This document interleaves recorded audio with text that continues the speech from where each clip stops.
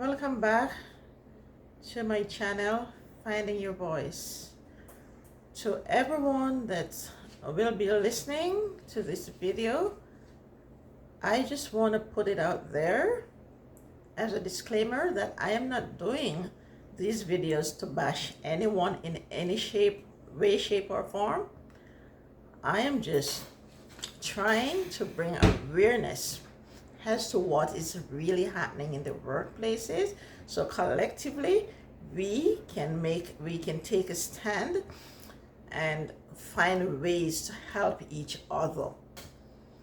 Okay, in my past two videos I share some of my experiences. This is another one that I'll be sharing, and this one really wake me up as to how selfish some employers, managers can be. But in the book of Genesis, God tells us that what the devil meant for evil, he turns it around for good. And in my cases, this is one of them, because I'll be sharing with you also what led to my retirement and my walk with God. In January of 2020, to be exact, was January 28th, 2020, the Cayman Islands record one of the strongest earthquake in the history of these islands. It was a magnitude 7.7 earthquake we had. And immediately after the earthquake, the police force was out in full, announcing right throughout the street that we need to find a way to get home. We need to stay away from all buildings, and we need to stay away from all electrical wires and poles.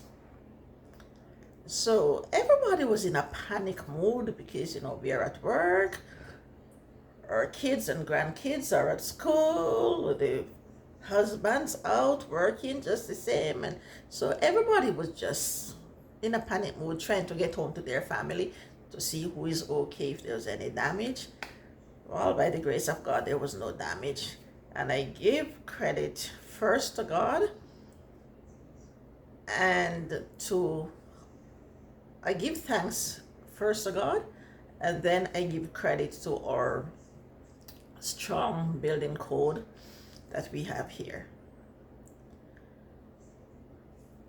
When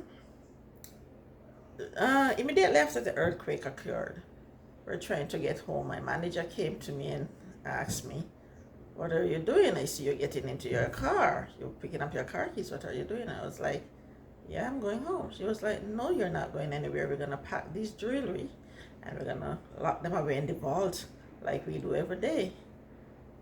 So I looked her straight in the face and I said, "I won't be.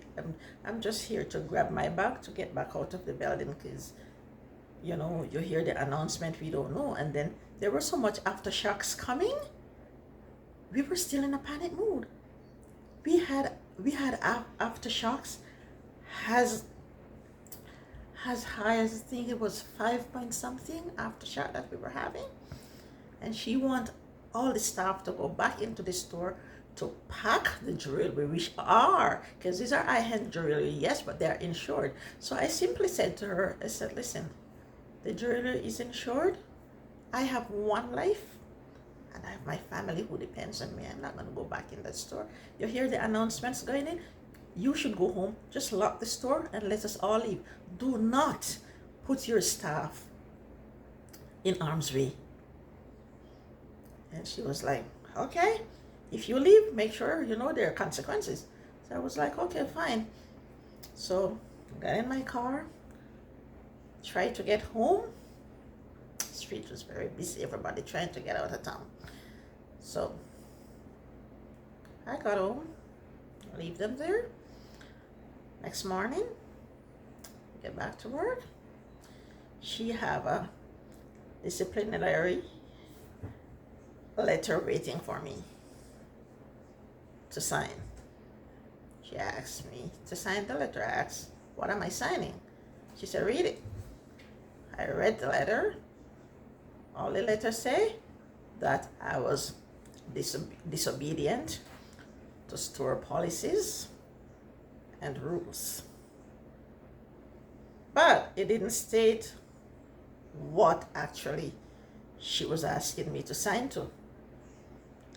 I tell her to write the letter again and say exactly what she told me to do, what I disobeyed, for everybody to know that I didn't go back in this store. After a 7.7 magnitude earthquake, I didn't go back into the store. I just went in to grab my keys to get home. Anyway, I would not sign the letter. She called 2 other managers. They were actually bullying me into signing this letter. I grabbed my phone, I took a picture of the letter, and I tore it and leave it under the desk and walk out the store. Go back on the sales floor to my job. And she called general manager, who also asked me to sign the letter. I'm like, nope, I'm not signing it.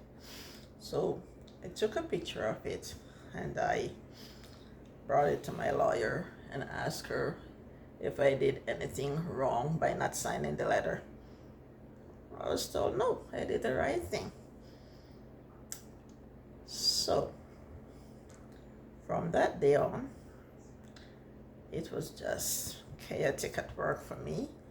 They made my life miserable. I mean, they made my life miserable from before that day, because I like to speak up. I like to fight for my right. Okay? And also the right of others.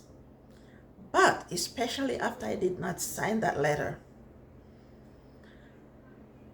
I mean, I can admit, I think I was wrong to tear the letter, but it's the way they frustrate me so much. So, like I always ask, if you think I did wrong in not signing the letter, if you think I did wrong in not going back into the store to pack the jewelry, which are, by the way, insured, they could get it back if anything go wrong. I couldn't get back my life if anything had gone wrong.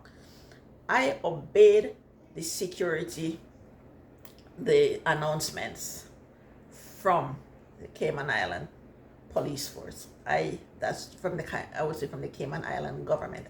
I obeyed those warnings to go home, not the warning of my manager to go back in the store to pack jewelry to put in the vault. So, like I said, if you agree with what I do or not, I would like to know in the comment section. Please like, share, and subscribe so I can know what you're thinking. Okay? Thank you. God bless you.